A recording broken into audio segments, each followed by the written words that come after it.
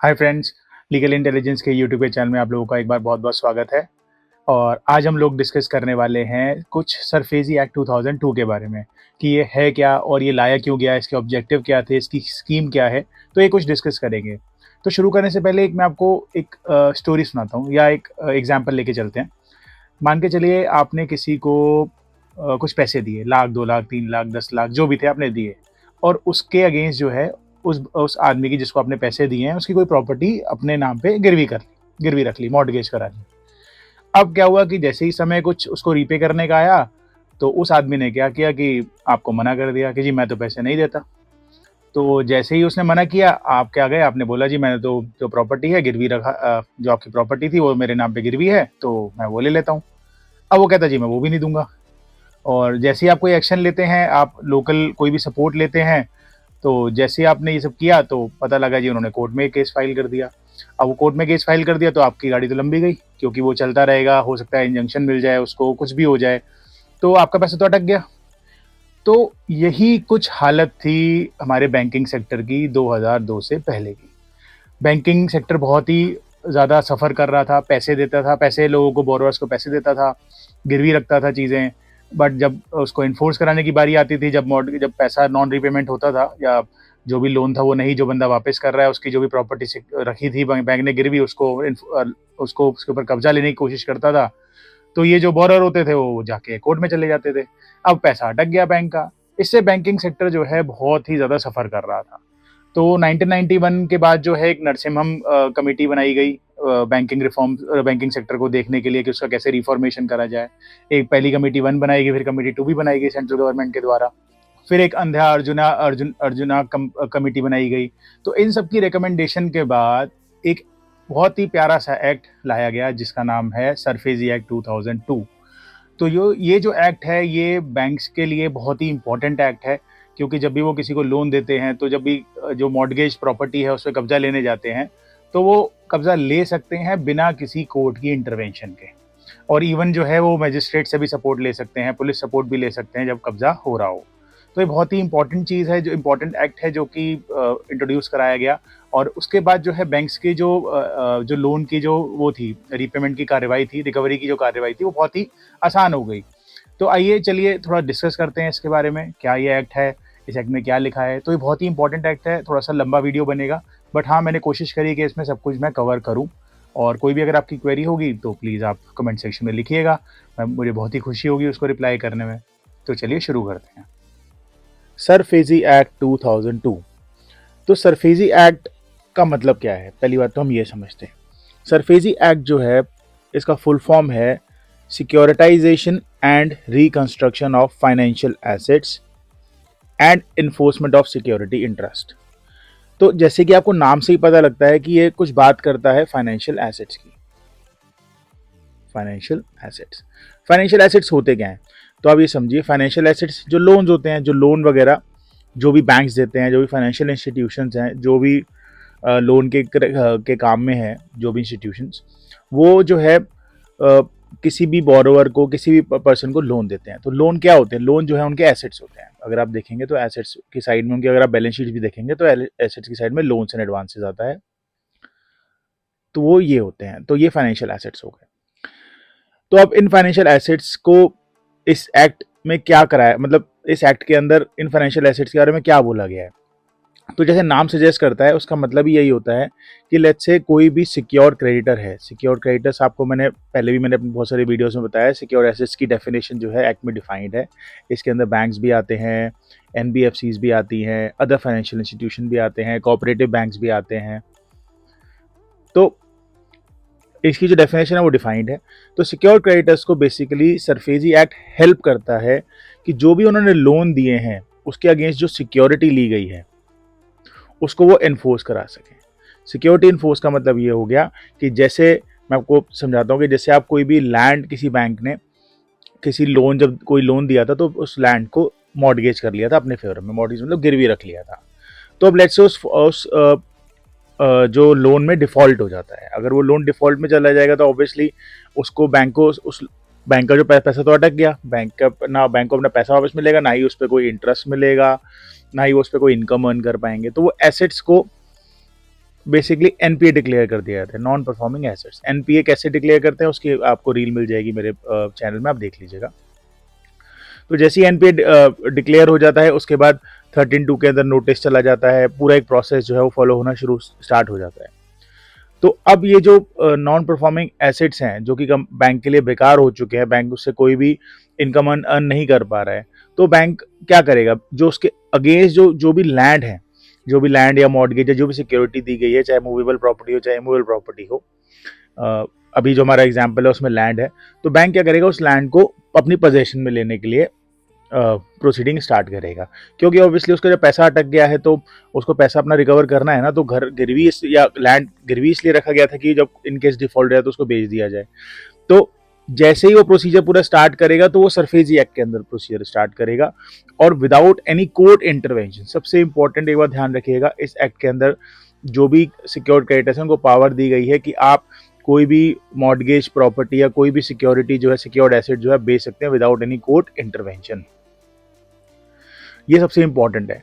तो अब क्या करेगा बैंक, अब के टाइम में उस लैंड को, जो हम अभी एग्जांपल अपना हम डिस्कस कर रहे थे, तो बैंक जो उस लैंड को जो है आराम से बेच सकता है विदाउट एनी कोर्ट इंटरवेंशन और अपने पैसे रिकवर कर सकता है। तो आइए चलिए सरफेसी एक्ट का थोड़ा सा बैकग्राउंड, मतलब जो इंपॉर्टेंट चीज़ें वो समझते हैं, ये एक्ट है क्या। तो जैसे मैंने आपको बताया, सरफेसी एक्ट क्या करता है, it empowers banks and financial institutions to take possession of collateral when borrowers default on loans. Collateral मतलब जैसे मैंने बताया ना, लैंड हो गया, तो जरूरी नहीं लैंड ही हो, इमूवेबल प्रॉपर्टी भी हो सकती है और मूवेबल प्रॉपर्टी भी हो सकती है, गाड़ी भी हो सकती है, कुछ भी हो सकता है।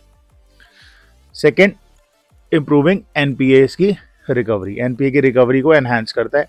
एनपीए में जैसे मैंने आपको बताया, जो एसेट्स बेकार हो चुके हैं, जो लोन्स वगैरह जो डेड हो चुके हैं, जिनके ऊपर उनकी सर्विसिंग नहीं हो रही है, उनको उस पर इंटरेस्ट नहीं मिल रहा है, बैंक को रीपेमेंट्स नहीं आ रही है, डिफॉल्ट हो गया है ईएमआई में, तो वो उसकी बात करता है। तो ऑब्वियसली अगर आप सिक्योरिटी इंटरेस्ट की इन्फोर्समेंट को प्रॉपर कर देंगे इस एक्ट के अंदर, तो एनपीएस की रिकवरी आसान हो जाती है। थर्ड जो है, smooth financial operation by facilitating asset recovery. जैसे मैंने आपको बताया, लोन जो भी लैंड वगैरह था उसकी रिकवरी, आप लैंड को बेच के अपने एसेट की रिकवरी कर सकते हैं, अपने पैसे के वापस बोरोवर से ले सकते हैं एक तरीके से, लैंड बेच के उसका या कोई भी प्रॉपर्टी बेच के। The act promotes the smooth functioning and stability of the financial institution. और ऑब्वियसली अगर प्रॉपरली टाइमली अगर बैंक को अपना पैसा मिल जाता है, चाहे एसेट बेच के चाहे बोरोवर से, तो उनकी फाइनेंशियल स्टेबिलिटी ठीक रहती है। क्योंकि अगर पैसा अटक गया तो बैंक मुश्किलों में आ जाएगा, बैंक या कोई भी सिक्योर्ड क्रेडिटर जो भी डिफाइंड है तो मुश्किल में आ जाएगा, तो उसकी जो स्टेबिलिटी है उसमें वो खतरे में आ जाएगी। तो सरफेसी एक्ट जो है ये बहुत इंपॉर्टेंट फंक्शंस हैं जो कि परफॉर्म करता है। पर्पस, जैसे हमने अभी डिस्कस किया, लीगल फ्रेमवर्क फॉर रिकवरी, एक रिकवरी करने का एक प्रोसेस देता है, एक लीगल फ्रेमवर्क देता है। कोर्ट इंटरवेंशन रिडक्शन, कोर्ट का इंटरवेंशन बिल्कुल खत्म हो चुका है। जब तक आप चीज जो भी सिक्योर्ड एसेट्स हैं उसका आप उसका पोजेशन लेते हैं, उसमें कोई भी कोर्ट इंटरवीन नहीं कर सकता। हाँ, उसके बाद जब 13(4) के बाद, जब मैंने आपको, अगर आप सेक्शन 13 का मैंने पहले भी डिस्कस किया वीडियो है, उसका लिंक आपको डिस्क्रिप्शन में मिल जाएगा, मैं सारे लिंक जो है डिस्क्रिप्शन में डाल दूंगा, आप देख लीजिएगा, बहुत सारी वीडियोज हैं इसकी। तो कोर्ट इंटरवेंशन बिल्कुल खत्म हो चुका है, मतलब उसके बिना ही वो जो है लैंड को या मूवेबल प्रॉपर्टी कोई भी सिक्योर्ड एसेट्स को एनफोर्स किया जा सकता है without any court intervention. But हाँ, कोर्ट इंटरवेंशन तभी होता है जब 13(4) के अंडर आप जो सिक्योर्ड क्रेडिटर है वो एक्शन ले लेता है। 13(4) में डिफरेंट एक्शन है, जैसे पोजेशन ले लेना, मैनेजमेंट का टेक ओवर कर लेना, तो ये सब कर लिया है, तब जो है एक बोरोर के पास राइट आ जाता है उसके बाद कि वो जो है जो एक्शंस लिए गए हैं 13(4) के अंदर उनको चैलेंज कर सकता है before DRT, debt recovery tribunals. Third purpose हो गया efficient loan recovery by minimising court involvement. The SARFAESI act significantly reduces the time taken for the loan recovery. Court intervention नहीं होगा तो चीज़ें जल्दी जल्दी और स्मूथली हो जाती हैं। स्कोप क्या है applicability of the act, the it is applicable to all banks and financial institution. जो भी सिक्योर्ड क्रेडिटर्स हैं डिफाइंड है एक्ट के अंदर, उसके अंदर कोऑपरेटिव बैंक्स भी आते हैं, एनबीएफसीज भी आती हैं, बैंक्स भी आते हैं, तो उन सब पे ये एप्लीकेबल है। सेकंड क्या है, possession of the secured asset, ये एम्पावर करता है बैंक को कि वो पोजेशन ले पाए सिक्योर्ड एसेट के। सिक्योर्ड एसेट जैसे मैंने आपको बताया, it can be immovable property और मूवेबल प्रॉपर्टी बोथ।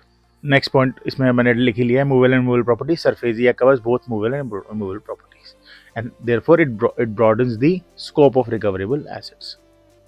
अब की फीचर्स क्या है? एनफोर्समेंट ऑफ सिक्योरिटी इंटरेस्ट, जैसे मैंने आपको बताया, कोई भी इमूवेबल या मूवेबल प्रॉपर्टी है उसको बैंक जो है उसको बेच सकता है अगर कोई भी लोन डिफॉल्ट होता है without the intervention of the court. इससे क्या है, क्विकर रिकवरी हो जाती है।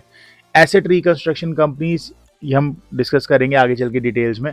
बेसिकली कंपनी होती क्या है, एआरसीज को फॉर्म इसलिए किया जाता है जो भी जैसे जो बैंक्स हैं जो उनको लगता है कि उनका जो लोन है वो नहीं परफॉर्म कर रहा है या for any other reason, bank क्या करता है, कोई भी रीजन हो सकता है, इन लोन्स एंड एडवांसेस को इन एसेट रिकंस्ट्रक्शन कंपनीज को ट्रांसफर कर देता है और एसेट कंस्ट्रक्शन कंपनी इनको इसके अगेंस्ट कैश दे देती है। तो एसेट रिकंस्ट्रक्शन की फॉर्मेशन की बात करी गई है। इससे क्या है, जो कि बैंक्स के लोन है जो अटके हुए हैं वो उनकी बैलेंस शीट जो है वो क्लीन हो जाती है। उससे क्या होता है, उनके पास रेडिली लिक्विडिटी का जो प्रॉब्लम था वो ठीक हो जाता है और लोन्स जो है एआरसी के पास चले जाते हैं। अब लोन्स में कोई दिक्कत होगी, कुछ भी होगा, तो एआरसी जो है दे आर प्रोफेशनल पीपल, तो उनको पता है कि जो लोन्स हैं उनको कैसे रिकवर करना है। जो लोन एनपीए हो चुके हैं तो वो एआरसी स्पेशलाइज्ड होती हैं और एआरसी के अंदर जो पैसा आता है वो कौन डालते हैं, वो इसके इंस्टीट्यूशनल बायर्स जो भी इनकी सिक्योरिटीज को खरीदते हैं। इसी चीज को बोलते हैं सिक्योरिटाइजेशन। हम ये भी आगे चल के एक बार डिस्कस करेंगे कि यहाँ से हमने क्यूआई क्वालिफाइड इंस्टीट्यूशनल बायर जो होते हैं उनसे पैसा लिया, उनको एक सिक्योरिटी इशू कर दी और इस पैसे को जो लेके जो कैश आया वो हमने बैंक को देके लोन अपनी बैलेंस शीट में ले लिया। और ये एआरसी स्पेशलाइज्ड होती हैं। इसमें क्या है, बैंक भी सही ठीक हो जाता है, बैंक के पास भी पैसा आ जाता है, एआरसी जो है लोन को रिकवर कर लेते हैं बिकॉज ये स्पेशलाइज्ड होते हैं, और जो इससे क्या है, जो क्यूआई भी है उनको उस पर रिटर्न मिलता है। So that's how ARC asset reconstruction business works. Next जो है ऑक्शनिंग ऑफ प्रॉपर्टीज। इसके अंदर ऑक्शनिंग के प्रोविजन है, पूरा प्रोसेस है, रिकवरी प्रोसेस है, वो इस एक्ट के अंदर दिया गया है। अब इन्फोर्समेंट ऑफ सिक्योरिटी इंटरेस्ट, जैसे मैंने आपको बताया, ये जो एक्ट जो है वो लीगल फ्रेमवर्क देता है for lenders to enforce security interest effectively without civil court intervention और एनी कोर्ट इंटरवेंशन। अब पोजेशन ऑफ सिक्योर्ड एसेट, इसके आप अंदर पोजेशन ले सकते हैं सिक्योर्ड एसेट का। जैसे ही आपका जो बैंक जो सिक्योर क्रेडिटर है उनके जो सिक्योर क्रेडिटर उनकी जो जैसे उनका कोई एसेट है, जो भी कोई लोन है, अगर वो डिफॉल्ट में गया है, एनपीए हुआ, तो उसके बाद रिकवरी प्रोसेस स्टार्ट हो जाता है और 13(4) के अंडर जो सिक्योर्ड क्रेडिटर हैं वो उस एसेट्स का जो सिक्योर्ड एसेट्स है, जैसे लैंड या मूवेबल प्रॉपर्टी मैंने बताया, उसका पोजेशन ले सकते हैं विदाउट एनी कोर्ट इंटरवेंशन। और इवन लीजिंग एंड उसके बाद पोजेशन के बाद उसको लीज भी किया जा सकता है और सेल भी किया जा सकता है। ऑब्वियसली उनको पैसा रिकवर करना है, चाहे वो बेचें चाहे लीज करें। तो ये भी जो है सिक्योर्ड क्रेडिटर्स को पावर दी गई है इसके अंदर। एसेट रिकंस्ट्रक्शन कंपनी, थोड़ा सा मैंने आपको बता ही दिया था क्या उनका रोल होता है। इनसे जो एक्ट है इसके अंदर आप जो एआरसी का फॉर्मेशन हो सकता है एसेट रिकंस्ट्रक्शन कंपनीज का, उसके क्या मॉडल हैं, उसके क्या प्रोसेस रहेंगे, वो सब सरफेस एक्ट के अंदर डिफाइंड है। मेन पर्पस वही है कि इनको एक्वायर करने हैं बैड डेट्स बेसिकली जो लोन खराब हो चुके हैं, जो मैंने आपको बताया लोन में एनपीए हो गया या कुछ भी दिक्कत आ गई, सर्विसिंग नहीं हो पा रही है, तो बैंक जो है इन एआरसीज को बेच के ये लोन जो है अपने बेच देते हैं और उनको उसके अगेंस्ट में अपना कैश ले लेते हैं इन एआरसी से। अब ये जो कंपनीज होती है मैंने बताया स्पेशलाइज होती हैं, so they employ various means such as restructuring and negotiation to recover bad debts effectively.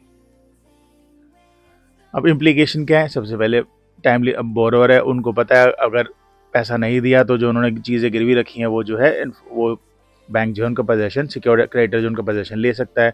तो वो भी थोड़ा सा उनको ये रहता है कि भाई एसेट ना हाथ से चले जाए, तो वो ऑन टाइम लोन की रीपेमेंट करते हैं in order to avoid losing their property. और लेंडर्स के लिए क्या है कि इनको एक इफेक्टिव मेथड मिल जाता है to recover their dues and maintain financial health and promoting stability in lending. Scheme of the SARFAESI act है क्या, स्कीम मतलब कितने सेक्शंस हैं, क्या है, इसके अंदर 6 चैप्टर्स हैं इस एक्ट के अंदर और 42 सेक्शंस हैं और उसके बाद रूल्स हैं। तो डिफरेंट चैप्टर्स जो हैं डिफरेंट चीज़ों से डील करते हैं। जैसे कि जो चैप्टर 1 तो प्रिलिमिनरी है, इंट्रोडक्शन है, इसके अंदर डेफिनेशंस हैं।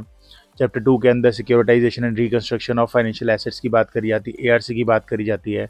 चैप्टर 3 बहुत इंपॉर्टेंट है जिसके अंदर इन्फोर्समेंट ऑफ सिक्योरिटी इंटरेस्ट की बात करी गई है, 13 से 19 सेक्शन जो है। चैप्टर 4 जो है वो सेंट्रल रजिस्ट्री एस्टेब्लिशमेंट की बात करता है जिसको हम सरसाई भी बोलते हैं। ये हो चुकी है, इसकी वेबसाइट भी है, तो इस वेबसाइट में आप कोई भी डिटेल्स निकाल सकते हैं कि अगर कोई लैंड या कोई भी मूवेबल प्रॉपर्टी, बिल्डिंग, कुछ भी कहीं वो मॉर्टगेज तो नहीं है, अगर वो है तो उसकी डिटेल सारी इस सेंट्रल रजिस्ट्री के अंडर है, तो अब वो निकाल सकते हैं। तो इसकी सेंट्रल रजिस्ट्री की स्टैब्लिशमेंट की बात करता है वो। 4A है जो registration bye secured creditors and other creditors की बात करता है। चैप्टर 5 में ऑफेंसेस एंड पेनल्टीज़ हैं, और चैप्टर 6 में जो मिसलेनियस प्रोविजंस हैं। एक मिसलेनियस प्रोविजन जो सबसे इंपॉर्टेंट है वो यही है, जो सरफेसी एक्ट है ये स्पेशल एक्ट है, तो it prevails over all other acts. और रीसेंट डेवलपमेंट यही है कि इसमें एक जब ये आया था एक्ट, तो इसी पर्पज से आया था कि enforcement of security interest primarily हो जाए, ARCs का फॉर्मेशन हो जाए, जो रिकवरी प्रोसेस है वो बहुत ज़्यादा एफिशिएंट हो जाए, कोर्ट का कोई भी इंटरवेंशन ना हो, ये सब सारी चीज़ें आई थी। और इनिशियली थोड़ा सा जो था ये क्रिएटर सेंट्रिक था, अभी भी है, मतलब अभी भी क्रिएटर्स की हेल्प के लिए ही बनाया गया है, बट ये क्रिएटर्स को ज़्यादा प्रायोरिटी दे रहा था, बोरोवर्स को कहीं कहीं राइट्स नहीं दिए गए थे।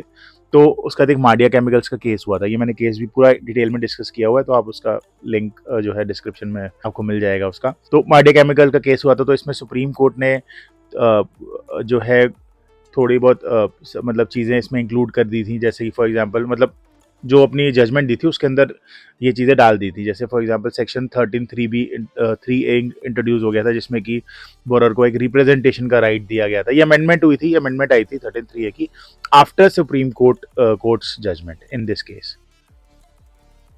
इस केस के अंदर जो है सुप्रीम कोर्ट ने ये सारी सारी चीज़ें क्लियर करी थी कि ये 13(3) एक क्या कहते हैं कि जो रिप्रेजेंटेशन का एक राइट बोरोवर का है after getting the notice under section 13(2). और उसके बाद एक जो रिक्वायरमेंट थी कि कुछ पैसे आपको DRT, अगर आपको अपील फाइल करना है DRT के साथ कुछ भी करना है, तो DRT के साथ अगर आपको फाइल करना है तो आपको पैसा जितना आपका ड्यू पेमेंट है उसका 75% आपको डिपॉजिट करना है। तो ऑब्वियसली बोरोवर के पैसे ही नहीं है, तो वो कैसे अपनी अपील या एप्लीकेशन फाइल करेगा DRT के साथ। तो ये रिक्वायरमेंट हटा दी गई थी ताकि वो एक्ट जो है एक बैलेंस्ड एक्ट लगे। और उसके बाद फिर अमेंडमेंट आई 13(3)(3)(a) इंक्लूड हो गया, सारे अमेंडमेंट्स हो गए जो भी सुप्रीम कोर्ट ने सजेस्ट करे थे। तो अभी बहुत ही इंपॉर्टेंट लेजिस्लेशन है, it is very helpful for the bank, at the same time it compels the borrowers to make payment on time. And also अगर कोई भी इशू है, कोई भी अगर कंप्लायंस नहीं हो रहा है कोई भी प्रोविजन के साथ by the bank in case of enforcement, तो बोरोवर के पास पूरा राइट है कि वो अपनी एप्लीकेशन फाइल करे DRT के साथ। DRT को पावर दी गई है कि अगर कुछ भी नॉन कंप्लायंस हुआ है, बैंक कुछ भी गलत करता है while enforcing the security interest, तो इवन सेल तक रिवर्स करी जा सकती है to restore the initial position to of the borrower, मतलब उसको पूरी पोजेशन भी वापस कर सकता है DRT। सेक्शन 17 में कुछ भी DRT जो है, जो भी बैंक ने कुछ किया उसको रिवर्स कर सकता है। तो section 17 act check and balance on section 13(4). इसकी वीडियो भी हमें आपको डिस्क्रिप्शन में मिल सकती है, विच इज़ वेरी इंपॉर्टेंट। इसमें मैंने डिस्क्राइब किया था कि इन दोनों को कैसे आप पढ़ें। तो यही है एक SARFAESI act, it contributes to the economic health of the country और stability of the financial institutions, जो मैंने वो पहले ही बताया है। और it is very important for Indian banking sector because it allows banks to recover loans effectively and timely. आशा करता हूँ कि आपको सरफेसी एक्ट के बारे में कुछ समझ में आया होगा, इसका पर्पस समझ में आया होगा, इसके ऑब्जेक्टिव समझ में आए होंगे इस वीडियो के द्वारा। तो कोई भी अगर आपकी क्वेरी है तो आप कमेंट सेक्शन में लिखिएगा। वीडियो देखने के लिए थैंक यू सो मच।